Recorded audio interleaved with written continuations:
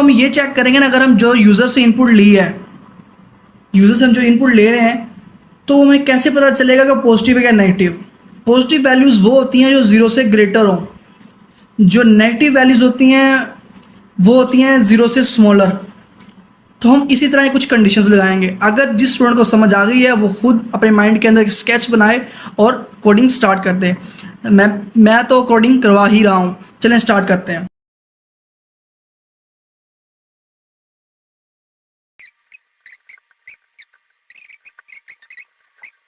ये तो number negative आ गया, हमने पॉजिटिव चेक कर लिया, नेगेटिव चेक कर लिया। अगर वो ज़ीरो एंटर कर दे तो फिर क्या चेक करेंगे? ज़ीरो भी एंटर कर सकता है, तो फिर हम एल्स की कंडीशन में लगाएंगे कि यहाँ प्रिंट करवा देंगे नंबर इज ज़ीरो। चलें प्रोग्राम को रन करते हैं।